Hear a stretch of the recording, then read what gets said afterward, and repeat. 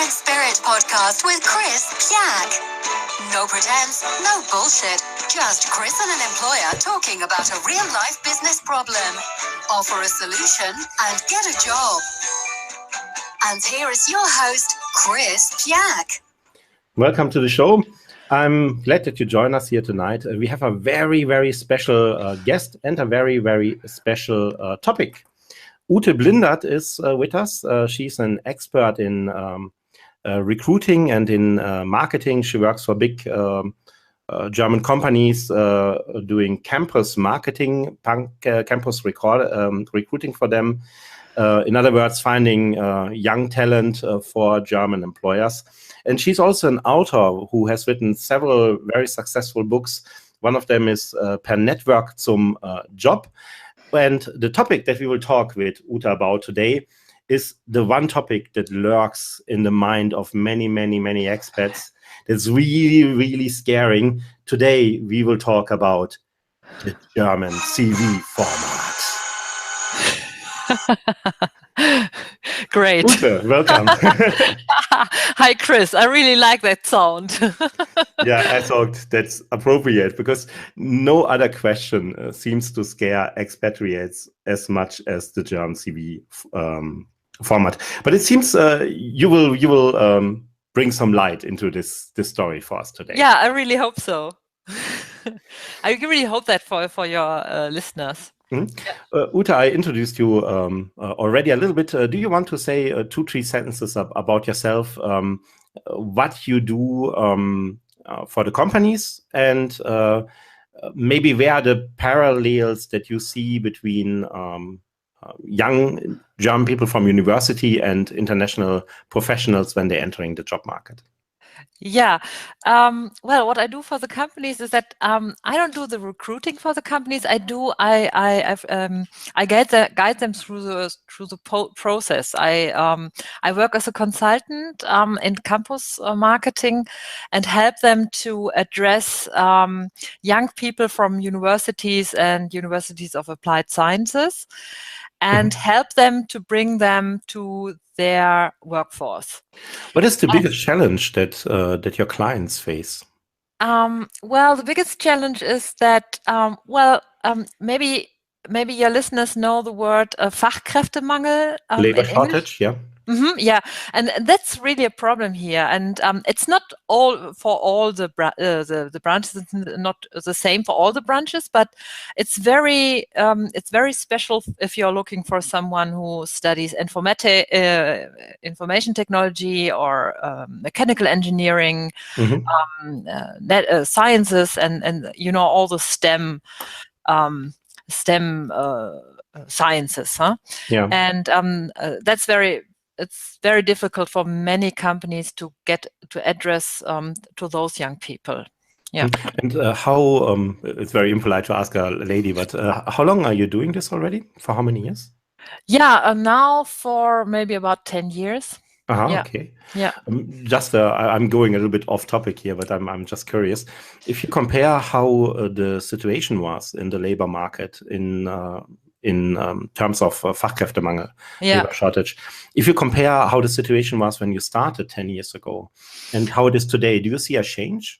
Yeah, it is changing a little bit because, for example, digital themes are getting more important than maybe years before. For example, when you study economics and you're an expert in digital marketing, for example, you're really kind of you're like a diamond, and everybody's just looking for you.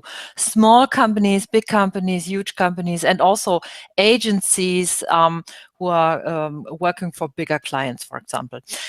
But the thing is, with engineers, for example, or students from information technology, it was kind of the same through the years. Yeah, that's quite surprising. Because you always have the problem. I mean, of course, it was different in the years of the financial crisis. Of course, then you had the problem that 2008 they were really looking and really like creeping for all those engineers, and then you had the financial crisis, and maybe for 2, maybe 3 years, it was really like a little. It was much worse for the students who got out of university. But I think from 2010, 2011, it changed again. So, and now we really have a problem.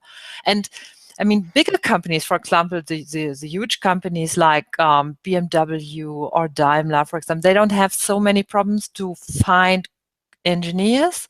But for example, they have the problem that they can't find female engineers, and smaller companies often have the problem that they are also addressing to very special profiles, and then it's not so easy to address Exactly. their job. I have a feeling a little bit that I don't know what your experience is, but I have a feeling that the Pareto principle also applies for job applicants. You know that 80% of applicants will apply with the top 40 companies, and that's the right. rest has to deal with the rest.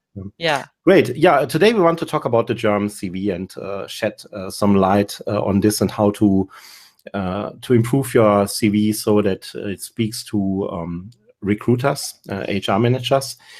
Maybe we start with what would be your top 3 or top 5 topics that an international professional should pay attention to when he's preparing his CV? Yeah, the main principle is one which for me is really kind of universal. It has to do that the applicant should think about who is reading my CV. Who's the person I'm addressing the CV to? You have to think that the person who's reading your CV doesn't have lots of time. So you really have to think about how can I put all the important information into the 1 or 2 pages of my CV. How can I do that? This is my main topic. The second one is, this is the difference between Germany and other countries, or I would say this is kind of a difference. Sometimes we are a little bit more, a little bit more focused, a little bit more not so. We don't write it as a CV in such a narrative way. It's more like a get to the point. It's very factly, get to the point, write down what are the points you're good in, and that's it. And the third one is that the German CV is really, it has changed a lot in the last years. When I started, it was kind of very different from international CVs, but today it has changed concerning that it's more international now. I really think that many points have came from the Anglo-Saxon CV, from the American CV, and it has changed a lot. I think it's more modernized, I guess. Yeah. Do you have a feeling for, there's this Europass standard? Yeah, I really like that. Is that widely accepted in Germany? Yeah, you can use it. You can use it because it's really, it really gets to the point. But I don't think it's very beautiful. I don't like the layout when you just take it, and it's a Euro CV, and when you just take it and let me explain this a little bit. It has the format is kind of very standardized, and you have the points where you write about your working experience. You write a date, and then you write the date, and then you write the company, and then you write the name of the company. Then you write position, then you write the position, and then the fourth one is you write about what did I do in this position. Yeah. So you have 4 points, and then you replicate this through the CV, and this is kind of annoying, I guess. So what I would do is very easy. You just take the date, I mean the real date, and then you write the name of the company on the right side, and then you take the position and write the position on the left side, and then you write what is in the position through 3 to 4 bullet points, and then you can really use this very standardized CV, because it's very easy for everybody. it's ready made. And just change it a little bit, and then it's really okay to work with that one. Yeah, you said in the beginning that you really like it despite its ugly format. Yeah. If you change the format a little bit, then it's not really beautiful, but you can really work with it, and every recruiter will do the same. Yeah, and the good thing is, you don't need to worry endlessly about how to structure your CV. You have a format, and you can use it.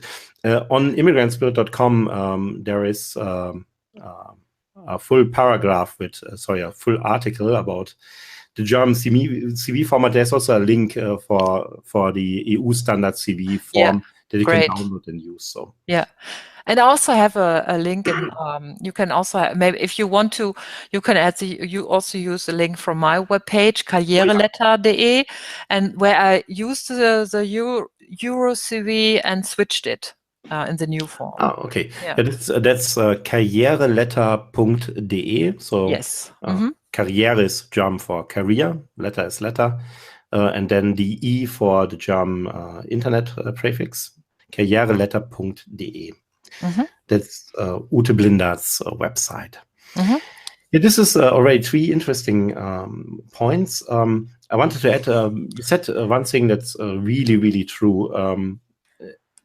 Recruiters in HR, they don't have much time that they spend with each CV. I had a conversation with Henrik Zaborowski, the Martin Luther of German recruiting. Yeah. And it was very, very funny because we were 3 people, all of us in this HR industry, and we got an email where someone complained and said, yeah, I spent an hour writing my CV and making it perfect, and then a recruiter will spend only a few minutes looking at it. Yeah. And all 3 of us laughed because it's never a minute. It's 6 to 12 seconds that they will have for the first glance, Yeah, okay, for the first glance. But if you are a recruiter and you're clever, and you see a word like I'm a mechanical engineer or I studied information technology, then you might switch from the 6 to 10 seconds and just say, okay, let's have a look on it. Exactly. That would be my question. What would be your best advice that you can give in the CV? Because the first challenge, of course, is to pass this first test. No? First 6, 7 seconds. Do I throw the CV away? Or will I spend more time to actually understand what this person has to offer? What would be the most important thing that someone could do to get to this second stage? Yeah, what I would do, I would put all the important things on the first page. What would they be? I mean, if you put the most important things on the second page, nobody will ever read it, So it really depends on how what is the point where you are at your career right now. For example, if you are a graduate, then you should put your university degree and your education at first. Yeah. And then on the second part, you should put your work experience, so that everybody can see, okay, what did you study right now, and what are the things you experienced until now, and only the experiences that are important for the job profile. This is, for example, if you did an internship, or if you studied abroad or worked abroad. All those things should be on the first page. Yeah. So, and all the things that are not important. For example, where did you go to school, or did you make an how do you say, freiwilliges Jahr or something like that? If you volunteered somewhere. If you volunteered somewhere, or went to the army or something. If it's not relevant for the job, you should put it on the second page. So that on the first page, everything should be there that is important for the job. And then you should think about what are the key words of the job profile, and you should put those keywords into your CV. on the first page. I mean, the first page is the most important one, and so you should try to write down all the stations where you did your studies or where you did your work, your jobs and things like that, and put the name of the company there, your position, and what you did at the either on in your studies or in your jobs. Yeah, that's an interesting question, if I can join in there, because a lot of people, and I think if I would have to apply for a job, I didn't apply for a job for 30 years, you know. But if I would apply, when I had to apply for jobs, you still put the profession of your parents and the religion of your parents into this. Okay. No. Can you imagine how long time that is ago? Yeah. Okay. We basically it's carved them in really long stone, ago. you know. Yeah. So back to my question is that's a question that a lot of people have, and I would have this myself. What kind of details would you put into each position? Yeah, What should I actually write there? What I do? You should really think about what is important for the job profile. I mean, this is really, you should take the job, the advertisement, or what you read or what you learned about the job, and try to think what is really, really important for it. I mean, the studies, you can't change your studies. When you study mechanical engineering, it's mechanical engineering. But you can think as which was my main focus. And sometimes you can switch a little bit. So you can say, okay, I did a lot of construction in my studies, or you can say, okay, I didn't do so much construction if you aren't applying for a construction job, for example.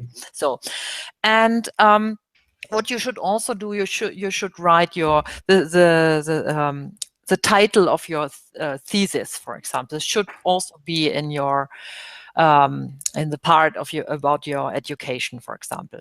So, and when you switch to the work experience, you should use the bullet points. I would also always say the work experience, which is the most important, should be the main, should be the fullest, You should put the most of your bullet points in there. If you are someone who has a lot of working experience, you should just switch your education on the second or even on the third page. It's not important anymore when it's like 15 years ago or something. So, but what you can do with the bullet points, you can change your focus always. You can look at the job profile and write about maybe a job is more into marketing or it's more into public relations, and you can take parts of your foreign or actual job into your bullet points and write about those things you did there. You can switch always a little bit. Yeah. May I interrupt, because we already getting a couple of live questions as well. Okay. And I think they've fit quite well to what you are explaining right now. There are two of them right now from Amakwa is the first one. He says, what about an MBA graduate with 5 or 6 years experience? Should they put their education first or the work experience first? Yeah. And the MBA was parallel to the job, or was it before the job? I can't see from the okay. So if it's not parallel to the job, I would put the job first. I would always put the actual action first. I mean, if someone is studying, I would put the education first, and if someone is working, I would put the work experience first. So in this time, I would use the work experience, and then write about the work experience. 5 to 6 years should be something about maybe maybe it's enough for 1 page, or maybe he can just presses a little bit, and then he can put the MBA also on the first page, and then the work experience before the MBA, because I really think the MBA, if it's not parallel to the job, it's really like something is changing, because you're really getting deeper into things, get new knowledge, and then you can use this knowledge and take it into your job. So it's really like everybody will understand that. Yeah, that's a big step forward. Second question, also to this topic from Amir Khalilov. When indicating experience, how to describe what you did so that you look like an achiever rather than a doer? So how to put more the focus on what you have achieved instead of simply what you have done? Yeah, maybe it's a Tough good audience. way. A tough audience. They Yeah, have yeah. different But maybe a questions. good way is to divide. If you work for one company and then you achieve new things, you can divide this the station at the company. I mean, wie sagt man das? Diese Station so? It's part of the working part at the company. You can divide this in different different points. For example, you can write, I worked from 2015 to 2000 until now in company XY. And then you take a second date and say from 2015, from 2016 to 2017, I was a team advisor, blah blah blah. And then you take from 2015 to 2016, I was a team member. So everybody can see, okay, you switch from team member to team advisor. And then you can also write down in team member what you achieved. And then when you are a team advisor, you can write down what you did in this job. And yeah, this would be the thing I would recommend. Okay. How about well, I put this question back. I have a question that's related to this, but I will ask it a little bit later. Yeah. Before we move on to the questions that we already got in advance, is there something that you would like to add to make this first insight complete, or are we finished with this part and move on to the questions? Yeah, we can move to the questions, because one thing I would like to recommend for the first page was one of the questions was the one with the pictures, with the profile photos, and this is one thing which is really, really important, because companies in Germany are not allowed to ask for profile photos anymore, because we have an anti-discrimination law. And if you don't want to put a picture, you can leave it. It doesn't matter anymore. But I mean, this is the problem here, because in many huge companies and in very modern companies, of course, you have a lot of persons who know a lot about anti-discrimination law and things like that. But in many companies, you still have persons, you still have people who really like pictures. Yeah. So, yeah. Which in itself is already an argument not to send a picture, if you think about it. Which in itself is already an argument not to send pictures. If you think about it, because, you know, I had this experience. I was in a company, head of HR was sorting through CVs. Yeah. And the pictures she liked, they came onto the closer look staple. The pictures she didn't like, they went out of the door. Yeah, it's terrible. Yeah. It's not very professional. I know. But you know, the problem is, you know, the sweet should be sweet for the one who is addressed, Exactly. So sometimes it might be a good idea to put a picture on the CV. I don't like to recommend this, but sometimes it's a good idea. For example, if you're applying for a job in a smaller company or in a, you know. Yeah, actually, what I always do is, especially when it's a smaller company, simply call them and ask how would they like their application to be prepared. No? Yeah. Most easiest thing in the world, because also, you know, some companies, they want you to send all your documents right away, and others, they just want your CV for a start. Yeah, you know? that's a good idea. Yeah, you're right. Easiest ways to ask, but I tell you, HR people don't like that when you call them. Yeah, I know. And this is it's a very tough part of my work, because I always say, I mean, we can't talk about Fachkräftemangel. Please say the English word. Labor shortage. Labor shortage. You can't talk about labor shortage and be so rude for people who are calling you and asking things about jobs. Huh? Yeah. It's terrible. Yeah, to be honest, partly I can understand him because it's a little bit our fault. I mean, the fault of HR service providers like us, because they get so many calls, sales calls from people like us who want to sell them something, that they are a little bit apprehensive to talk to you. So, but in the end, they are there to win talent for their company, so they should be willing to answer a question. Yeah. Okay, let's move on to the questions that we have. Let's see, we might not take all of them. We take a few and then we take some more from the audience as well.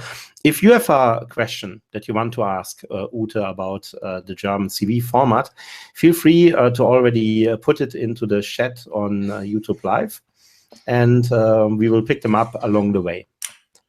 So here, first question was, which information is the most important one for the hiring manager and for HR?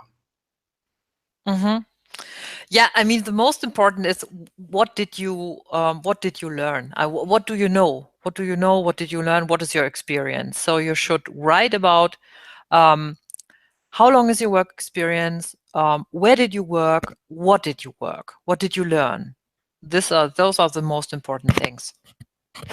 And you should, on the one side, you should be very focused. You should be really to the point. And on the other hand, you should explain a little. For example, like we said before, what did I achieve? What did I learn? Where did I go on with my experience and the things I did? This brings me to a question, the one that I had before that I didn't ask. How do you deal with things that are not obvious, that are hard to explain? I'll give you one example. My wife works in asset management, and she's working ever since she came to Germany, she works for the same company. But this company has been sold 4 times. And every single time they changed their name. So it looks on the CV, if you don't know that, it would look like my wife changed her job every year or so. But in reality, she had the very same job for the last 5 years. How do you transport this information in a concise form and in a form that will not seem like you are bad talking your former employers? I really think it's kind of easy. I mean, I would write the actual name, and then I would take how do you say Klammern? Yeah. I don't know. In brackets, no? Brackets, right? Brackets. Yes. You write the actual name, and then you take brackets and say formerly known as, and then the other names. Love symbol. Oh, yeah. Or what you could also do, if you said it changed maybe over the last 5 years 3 times, you could also use a little star and then explain it on the down on the CV. Yeah, in the postscriptum, yeah. Yeah, because it's not that important. It's more important what she did in her actual job, and what changed maybe in the last 5 years. What did she achieve in the last 5 years? Okay. Independently of the name of the company, yeah. Yeah, genau. So next question, also one that I get quite often. How long should your CV be? Yeah, I would say if you're a career starter, I would say maybe 2 pages should be enough. But if you're getting on with your experience, you could also make it a little bit longer, maybe 2 or maybe 3 or 4 pages. But it really depends on what you really what is your working experience and how detailed should it be. What could be a good idea is to make your CV quite short. Put all the main information in there, and then write a little post. Say, okay, I have a project list. This is also a good idea if you, for example, if you're an IT consultant, or if you work as a consultant, for example, you can say, okay, I have a project list, and then you make a project list with a tablet, with a table, and make it more detailed, and so everybody can really get all the information that is needed. Because if you had many different projects, sometimes it's very important to see, okay, is it more into programming, or is it more into consulting, or which programs are the ones you are focused on, and things like that. And of course, if you're someone who achieved a scientific career, it's also different, because then you have a publication list, you have conferences and those. So a CV, a scientific CV could be something about 6 pages, and that's okay. Yeah. Which brings me to the next question. You partly answered it already. What can I delete in my CV? If I feel it's too long, what should I delete? Courses, personal references, previous work experience was the question.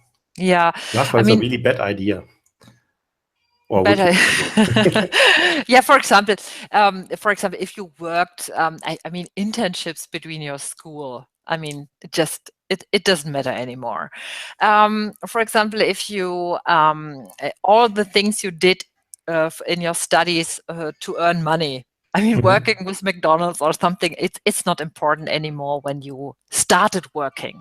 When you start working, it could be important to explain why your studies took a little bit longer. Then it could be important, but it's not important for your work experience. It's something that is called just jobs. Huh? So, you can leave that alone after maybe when you started working. Huh? Yeah. What about someone who has quite substantial work experience, 10, 12 years? Yeah. Because I actually get this question quite regularly, that someone feels like, oh, okay, yeah, I had this, I worked for this company, and this company, I left it out of the CV because it got too long. No, I mean, and 10 to not a good idea. Or? No. I think 10 to 12 years is really. You should put 10 to 12 years, or maybe 15 years into your CV. So, for example, when you started working and your studies are just 5 years ago, you should put your studies into your CV, but it's not as important as before. So you can put it on the second page, so that your work experience on the first page, and then. And this is one thing that has changed in the last years. The German CV was years before from the oldest to the newest. So you started with the oldest part and got to the newest still had one. Time. Yeah, and on the second page you got to the newest one. That has changed, and this is really a good thing. So you start with the newest and with the actual job, and then you go back in time. So when you have 15 years of work experience, you leave your academic education behind, or maybe just have 1 to 2 sentences, and then it's you don't need it anymore. So, but yeah, I would say so up to 15 years is important. The next question is related to that, and that's how do you deal with gap periods in your work experience? Yeah. Years of unemployment and this kind of things. Yeah, that's not so easy. Because you have two things in here. You have the public relation talk, and many companies, they say, okay, we like it if people are experiencing new things, if someone was traveling or things like that, or having kids, for example. Huh? So, but I really know from behind that often HR is really like, oh no, they're getting cold feet. How we say in German, they're really like, oh no, it might be a risk to have a person who went abroad and sailed the world and things. So what I recommend then is to go through networking. You really should find a company that is open-minded, that is looking for persons who are also open-minded and sales the word. And the one company I worked for was really interested in people like that. They really loved it if someone went abroad and traveled and did things like that. But if you have this break in your CV, you can really just like sometimes if it's not too long, you can try to verschleiern or to make it a little bit blindsided. You can find a euphemism, you know. If you For were example, employed for a year, then you write, I was re-evaluating my career options. Yes, reorientation or something like that. If you're reorientation. Or, no, it's right. It's right. Or if you're having kids, you can also. I mean, you can't. If you stayed at home for 3 years with your kids, you just write this down. But I would do a parallel strategy. I would apply the usual way, but I would also try to find jobs through networking, but because it's not so easy to get back into jobs. And that's even true for people who are born in Germany, who grew up in Germany or fluent in Germany. If you are a little bit off standard, then your life gets really difficult, and that's really frustrating. Yeah, and I mean, if you change the perspective and go look through the HR view. Sometimes I can understand this because it's like they are like a business service. So they just like they are not so very risky here. So because so they say because I mean sometimes companies here are not so. And this can also be. There's a little shimmer of hope in that, you know, because what they really care about, and that's my experience, maybe you made a different one, Ute. What they care about is not so much that there's something unusual going on that's, of course, not good. But what is really freaking them out is if they don't know. So if there's 2 years and you don't know what you did there. So it's better would be my advice, you know. It's better to write for 2 years. I was traveling the world, or I was reevaluating my career, or I found my inner child, or something like that. As long as they don't have to wonder what you did. In my experience, that's really a deadly sin. If they're not sure what you did, because they can't handle uncertainty. Yeah. Okay, that's a good point. Okay. Yeah, I don't know if you see this differently or. Yeah, I really think it really depends on the company. Yeah, I don't think that you can find this open-minded kind of view in all the companies. Another question was, how can I streamline my work experience to show my expertise? Yeah, I looked streamline. I looked that up. Maybe he means, I was also, the question is not really clear. Maybe what he means is if when you work in different industries throughout your career, how can you make it appear more logical, you know? What I really think is good here in this point is to streamline the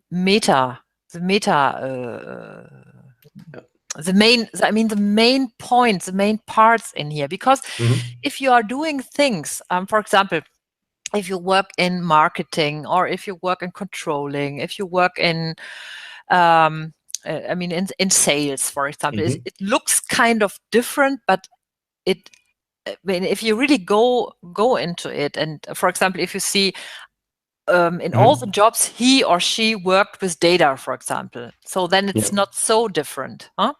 So because if you work in marketing with data, or if you work in controlling with data, so you have the main part in it, huh? So you should try to think about what is the meta thing in the things. But it's the higher level that they have in common. Yes. Like for example, you know, I started my career. I used to be a radio journalist and a news anchor. And then I went into finance journalism. Then I went into marketing, and then I went into coaching, but all of these different areas, they all share common quality. They are all about communication. Yeah, So you're I right. work in communication. Yeah. Huh. Yeah. Yeah. Yeah, Yeah, and with good. me, for example, I always liked liked career things, and then I like career things from different perspectives, from the applicant's perspective, from the companies, and also from the from the I mean in the middle part. I love that. Have a 360-degree view on the topic. Yes. Yes. Yeah. Good. Next question, and this goes to the core for many job seekers. I'm from Macedonia, and I don't know German language very well. Not so sure how to manage with that in my CV. Should I mention that in my CV? Yeah, I mean, you can't deny it. I mean, if you write about the languages you speak, and you have on the second or the third part page, you have you write about your qualifications, and one part of your further qualifications, and one part of your further qualifications are the languages. So, and then you have there you might have fluent in English, mother tongue, Macedonisch. I don't know the name of the language, and then if you don't just know a little bit basic German, you write German basic knowledge. So everybody will see that your German is not as good as it could be. Yeah. Would you send if you don't speak German, would you send your CV in German language or in English? I would try to find companies here in Germany that are hiring English-speaking people. And I mean, for example, in Berlin or in Cologne or Düsseldorf, for example, there are a lot of companies that are where the working language is English. So you shouldn't have many problems to find a job, even if you don't speak German. But and then I would write the CV in English. I wouldn't write it in German because here I mean, from my okay. Yeah, from my experience, I would offer an alternative to that. Okay. Because I analyzed the complete job market in Germany, and only 1% of German companies hire in English. 1%. So if you exclude 99% of companies, then there's nothing left, because you will literally apply with hundreds of other candidates for these few jobs. In this cases, as in the case of if you dare to have children before, if you're somehow, I would follow Ute's advice from before. You need to go to networking. You need to go ignore HR and find the manager behind the job and talk with him about how you can add value to his concrete problems. Because that's the only way how you can break into German language companies when you don't speak German right away. Yeah. Because from the jobs that I see, 80% of them you could do a great job even if you start in English. Yeah. But you have to find a manager who has an open mind and who is willing to take a risk on you. Yeah. And that goes really only through networking. Yeah. Yeah. Yeah. Okay. One other tip that comes actually from one of my former coaches is Vanessa. She's from Canada. She's now working for Airbus, and she had really good results writing the CV in German language, so it was easy to evaluate. But writing the cover letter in English so that people understood, okay, she's not a native speaker. Yeah, that's a good idea. Yeah, because the cover letter is kind of very difficult, I guess, huh? Because even for us Germans who speak English quite okay, it's kind of very difficult to write a cover letter in really good English. I mean, in the language you need to show your motivation, to talk about the things you achieved. It's really not easy. Yeah. And the same with German, I guess. Yeah. Yeah. But what I heard often when I talk to very huge companies, because when we talked before, I work in campus marketing, and many companies there. I mean, most of the big companies are looking for for graduates, and many HR people there say, okay, it doesn't matter if you write your CV in English or in German. Yeah. But at least you should have a kind of a working knowledge, working German. If you want to, in many companies, you need a kind of basic German to work with, not work with your direct colleagues, but also work with someone who is working production line, or that should be, you should know a little bit German. Yeah, it's often important. Good. Next points. How many bullet points should I have in my CV per employment? Yeah, it depends on how important this company or this point is in your CV. I always say it's something like the how I say, like a candy experience, as something very special. You should write something about 4 to 5 bullet points, and if it's not so important, you can maybe use 2 to 3. Okay, good. I switch a little bit between the questions we got in advance and the live questions. Here's one from Victor, and I want to pick it because I have a feeling where this comes from, and I got questions like this before. And that is, if I want to apply for a job with low education, want to try an Ausbildung, Weiterbildung, or dual university, should I put my bachelor degree and all experiences related in the CV Lebenslauf? I take this question because, Victor, if I guess correctly, then the reason why you want to make an Ausbildung is because you feel that with your existing professional background, with your bachelor's degree, you can't break into the market. Now, if I'm wrong and you really want to just start a total different career, then I'm sorry, then I misunderstood you. But if the reason is that you faced so much rejection with your bachelor degree that you feel like you have to start from the beginning, my advice is don't do this. I remember a day about 3 years ago, I gave a speech at the American Women's Club here in Düsseldorf. And later I sit together with some of the women there and we talked about their life. And two of them both asked me, am I good enough? They were really, after 2 years trying and searching and trying to find a job, they were really desperate and felt like, am I good enough? And one of them used to work for the London School of Economics, and the other one had a degree from Berkeley. So incredible.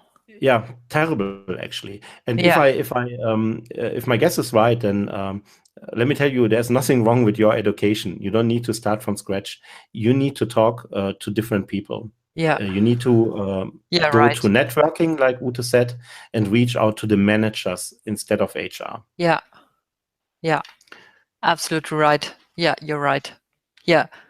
I mean, this is often. I mean, Germans are often kind of they are focused on, on qualifications, on marks, and on I don't know, Zeugnisse. Please say. Yeah, everything that you couldn't put a stamp on. Yeah, everything you could put a stamp on is really German. This is a difference, Yeah, and it's not nice to say, but my guess is that the real reason why we are so focused on stamped, of course, is security, and not the security of the company, but our own security. Yes, you're right. If you have a stamp, then it means you didn't do anything wrong. Yeah. Yeah. Good. Yeah. Good. Next letter is chicken or egg. First criteria for HR during the sorting out applications: CV or cover letter? Which is first? Yeah, I would say CV is sorting out or to look at. Let me check again. 1 moment. I think that's the first thing when they decide what to keep and what to get to the next round. Which applications they will put aside to have a further look, and which applications they will reject right away. What do they first look at the CV or at the at the CV? Usually at the CV, but I also know HR people who prefer to have a look at first look at the cover letter. Yeah. Well, it really depends on the person, but I worked for companies who are looking for persons with technical background, and they are kind more. They have more the engineer's view perspective, and so they're kind of everything has to be in order. So they like CVs because they are in tables, and everything is really like with bullet points and things like that. So it was a CV first. Yeah. And when in doubt, call them up and ask. Yeah. What is important to you? Yeah, no, and this no, I mean no, because this is not really. I mean, it doesn't matter. It doesn't matter which part he or she is looking at first. It doesn't matter for you. But you know why you should. You just write a good CV, and then you also write a good cover letter, because you don't send your CV and then you send your cover letter. No, you send everything all together, so it doesn't matter for you. Don't call. You know why you should call them. Nope. It's very good that you have different viewpoints. It's very good for the Yeah. You know why you should call them? Because when you have them on the phone, you have a pretext to ask them, by the way, I have 2 questions that I want to ask you. So that I can prepare my CV in a way that's easy for you to evaluate. And the first question is, what is the biggest challenge you try to solve with this position? And why is this important? And the second one, how do you measure success in this position? And if you ask this question to an HR person and you get a usable, realistic, intelligent answer, then please call me and you win a prize. Because unfortunately, that's I'm sorry if I bet mouse HR a little bit. It would be the first time that I ever get a really good answer to this question from an HR person. Yeah. Yeah, but I mean, huh? I understand you. It's really I mean, it's I can understand that it's also like challenging, but I really think it's kind of it's more like a service position, you know. And the problem is sometimes that I mean, of course they are in this service position, and of course they don't know all the things that to be fair, they often have doing, 60 or 80 jobs that they have to fill. Yeah, so it's so you can't know all the things. So, and I mean, you can do that, you can call, but I wouldn't do that with this kind of question. No. Okay, good. This is very good. I like it when we have a different viewpoint, because then it helps the people who listen to hear both sides of the argument and make their mind up for themselves.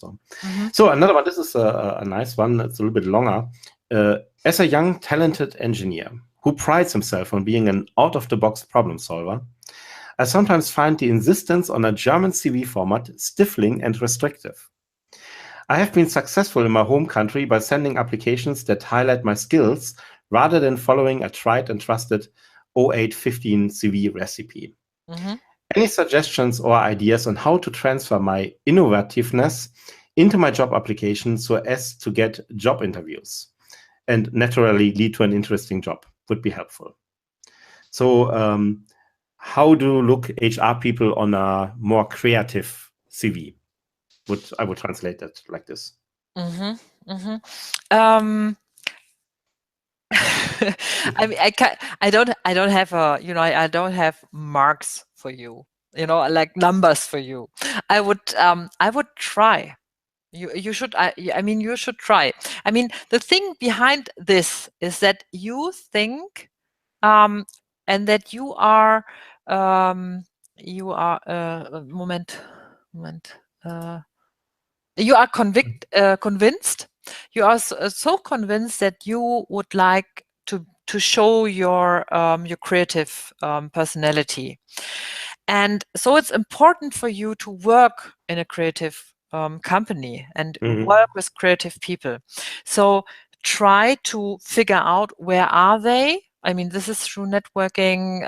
Look at Kununu or Glassdoor. I mean, yeah, maybe you can explain this later, and do a little research for companies and people that are interested in things like that. And if it's so important for you, then you should find a company where this is also important.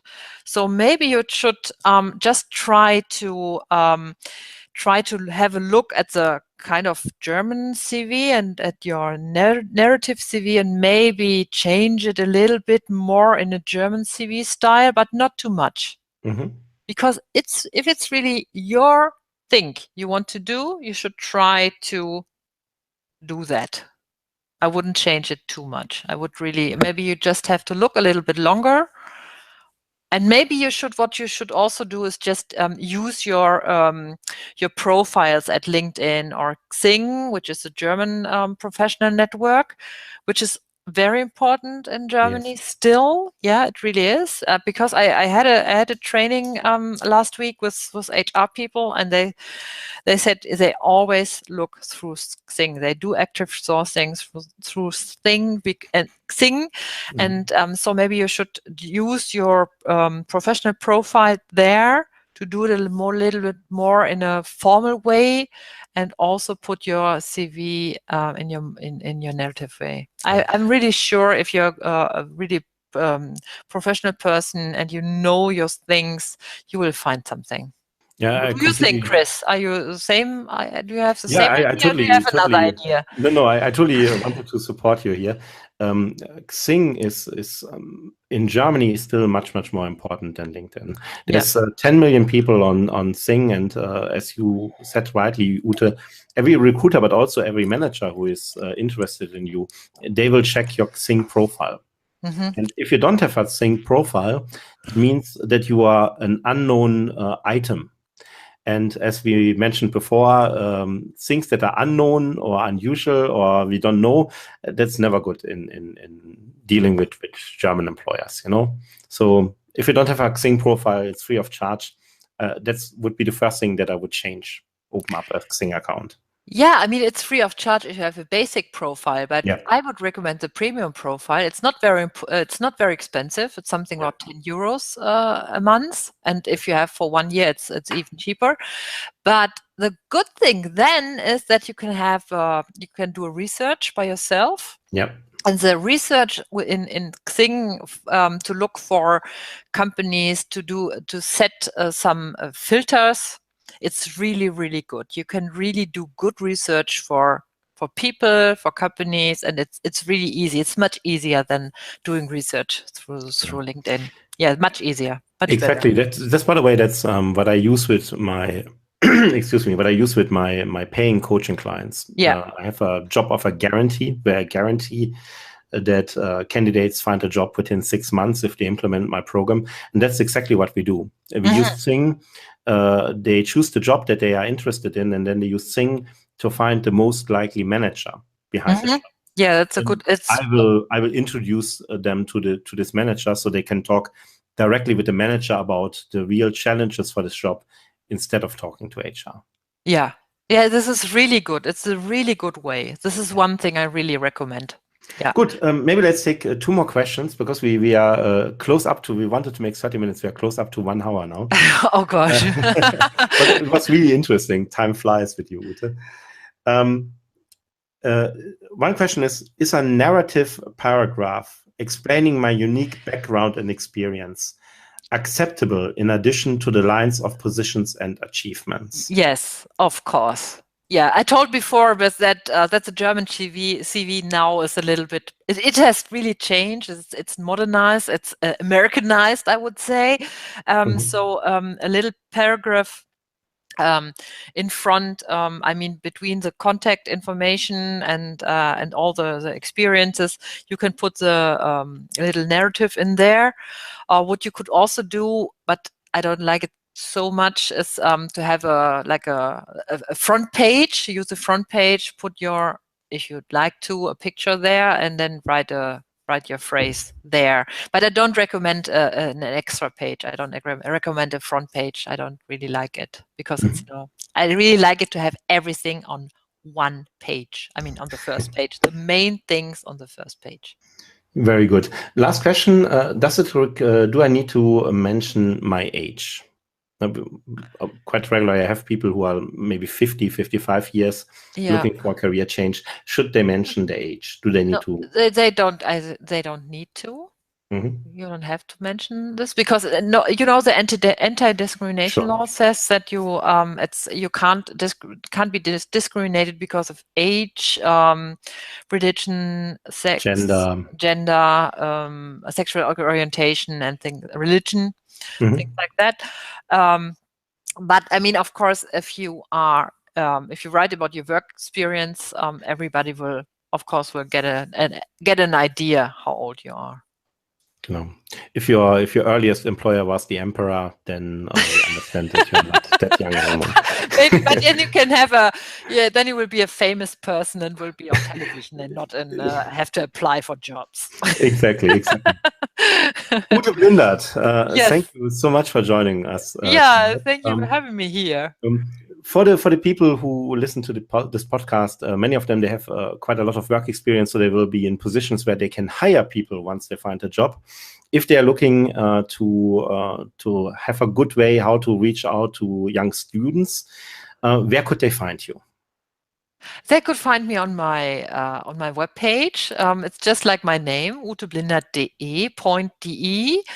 And you can also look at all the social and professional online profiles, look for my name. And I'm also on Twitter with Ute Blindert.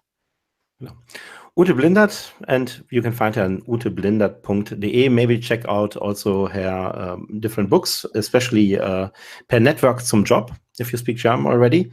And I thank you very much for joining us tonight. My name is Chris Pyak. I'm the Managing Director of Immigrant Spirit GmbH, and I wish you success.